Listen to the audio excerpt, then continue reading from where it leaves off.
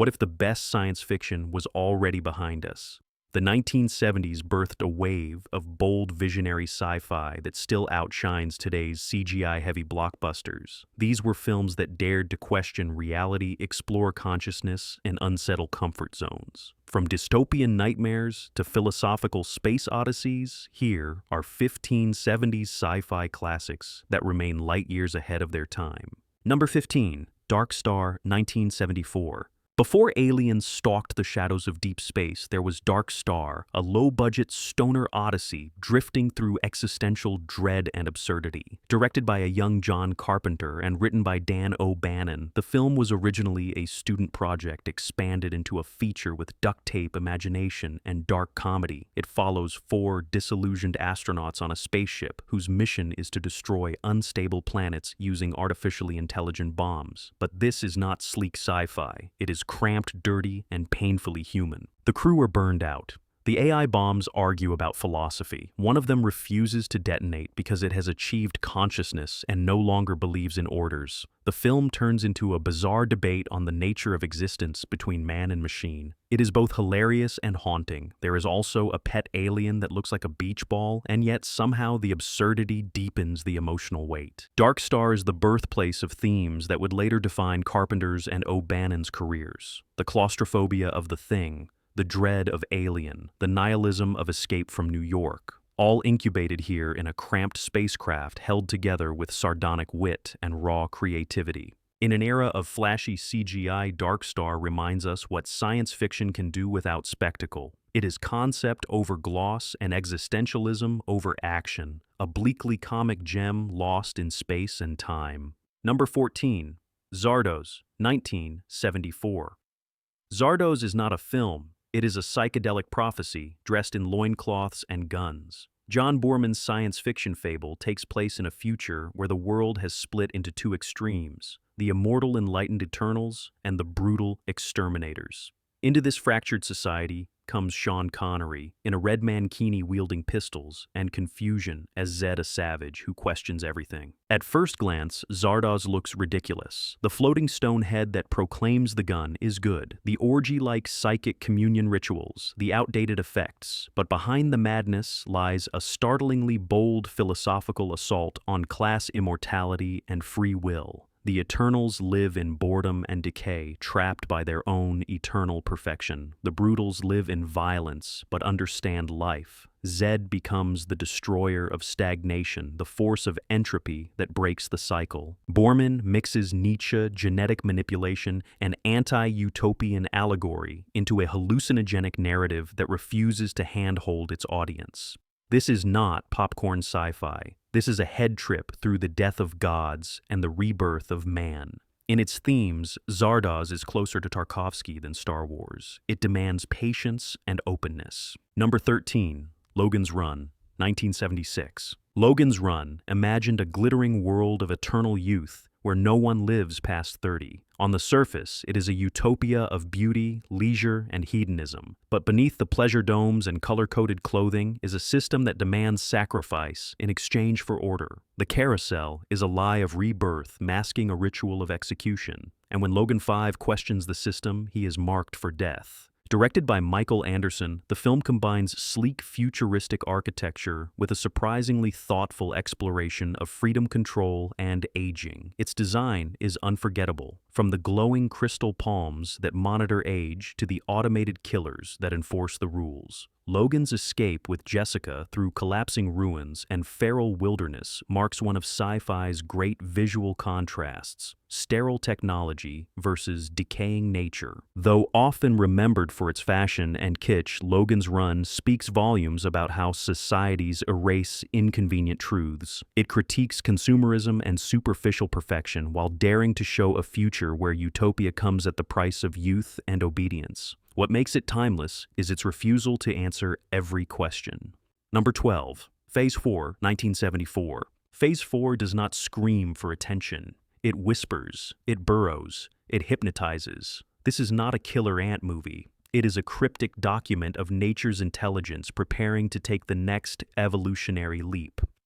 Directed by legendary graphic designer Saul Bass, the film stands as one of the strangest and most philosophical sci-fi entries of the decade. The plot is deceptively simple. After a cosmic anomaly, ants begin organizing at an unprecedented scale. Scientists enter the desert to study them. But what they find is not infestation, it is strategy. The ants build towers, they coordinate, they test human responses. The desert becomes a war zone of intellect and control. The ants are not just surviving, they are evolving. Bass uses surreal visual montages and macro photography to pull us into their world. The editing is dreamlike, the pacing unrelenting. There is no comic relief, no hero's journey, just a growing sense of helpless awe. The final scenes, especially the cryptic, lost ending, suggest something beyond our understanding. Not destruction, but transformation. Phase 4 does not ask if ants will take over. It asks what happens when humanity is no longer the dominant intelligence on Earth.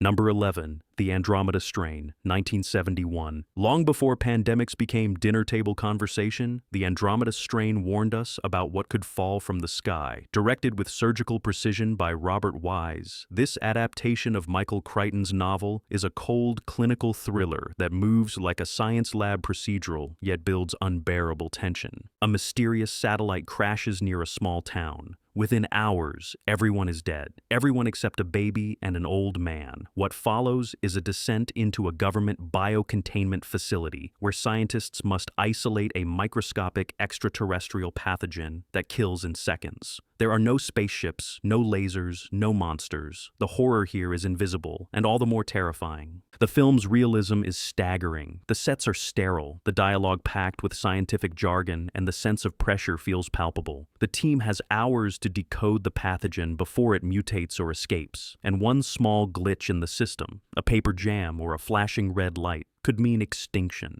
The Andromeda Strain is about human fallibility in the face of something we do not understand. It is about science racing against time and bureaucracy. It remains one of the most realistic depictions of how we might actually respond to a biological threat. In the age of global pandemics, it is no longer just fiction, it is prophecy. Number 10, Westworld, 1973. Before Jurassic Park, before The Matrix, before AI broke loose in every corner of media, there was Westworld. Michael Crichton's directorial debut was a warning hidden inside a Western costume. It asked a simple question: what if our fantasies became smarter than us? The answer was chilling. Set in a futuristic theme park called Delos, where guests live out medieval Roman or Western adventures with lifelike androids, Westworld begins as indulgent escapism. Gunslingers drink and duel. Guests sleep with synthetic courtesans. But when the robots malfunction, a violent domino effect unfolds. The robotic cowboy played by Yul Brynner becomes an unstoppable Terminator long before the Terminator was born. Crichton's genius lies in using genre to mask commentary. The robots are slaves. The guests are gods. But once the balance shifts, it is not just entertainment that collapses. It is the illusion of control. The cold precision of the android uprising is more terrifying than any monster, and Brynner's expressionless face becomes a death mask for hubris. Westworld predicted the dangers of automation surveillance and unchecked corporate power decades before those terms flooded headlines.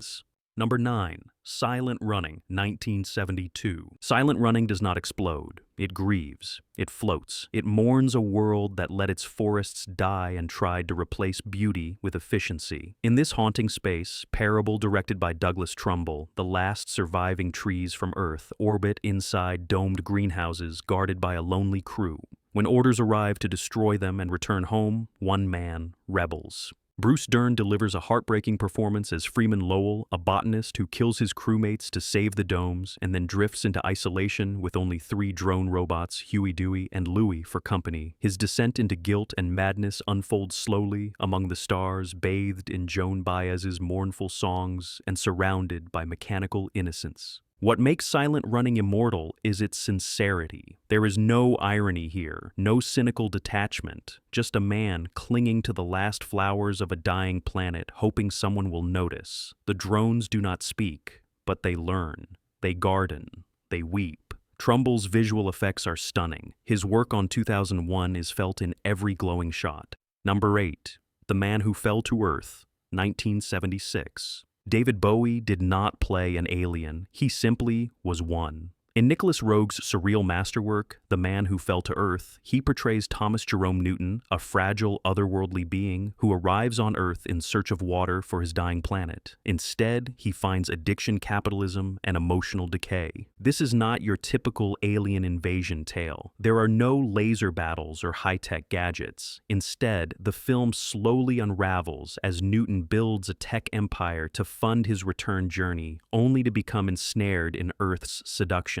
Television, liquor, and lust corrode his purpose until he forgets his mission altogether. The film becomes a metaphor for immigration identity and self-destruction in a world obsessed with consumption. Roeg uses fractured editing time loops and stark visuals to disorient us as much as Newton himself. The non-linear narrative mimics his unraveling. Bowie's haunted performance captures both alien grace and human frailty. He is a being who came to save and ends up lost. The Man Who Fell to Earth is a tragic symphony of broken dreams and cultural critique. It reminds us that alienation is not always about species. Sometimes it is about losing yourself in the world you tried to understand. Number 7. THX 1138, 1971. Before Star Wars made him a household name, George Lucas crafted a sterile nightmare called THX 1138. It is cold white and whisper quiet, a world of dehumanized citizens stripped of identity, forced to consume medication and worship a digital deity named OMM. In this future, love is illegal and names are numbers. Individuality is dangerous. Obedience is survival. THX 1138 tells the story of one man's awakening. Played with aching restraint by Robert Duvall, THX begins to question the order. He stops taking his drugs. He dares to love. What follows is not rebellion in the heroic sense, but escape, desperate quiet, and filled with dread. The world does not fight him. It simply smothers him. Lucas built this dystopia with eerie precision. The underground city is a maze of antiseptic corridors and surveillance monitors. Dialogue is sparse. Emotions are muted, but the anxiety is relentless. The sound design by Walter Murch pulses like a digital heartbeat, and the final chase, set against blinding white infinity, feels like a sprint through purgatory. Number 6. Rollerball, 1975. In the corporate-controlled future of Rollerball, there are no nations, no wars, and no individuality. There is only the game, a hyper-violent sport of speed and steel where players smash each other with spiked gloves while circling a death rink. It is bloodshed as spectacle, and the world is addicted. Directed by Norman Jewison, this dystopian vision follows Jonathan E., a legendary rollerball champion played by James Caan. When the executives decide he is too popular, too heroic, too independent, they order him to retire, but Jonathan refuses. What begins as a sports narrative morphs into a rebellion against a system that fears free will more than chaos. Rollerball is brutal and stylish. The game sequences are raw, bone-crunching, and increasingly lawless, but the film's real horror lies off the track. The elites live in synthetic boredom. Books are erased, history is curated. All decisions come from shadowy corporate councils. Entertainment is both anesthesia and control. Unlike many action-packed sci-fi films, Rollerball dares to be philosophical. It asks what happens when violence becomes the only form of freedom. Number 5. Invasion of the Body Snatchers, 1978. There have been many versions of Body Snatchers, but none as bleak or masterful as the 1978 remake by Philip Kaufman.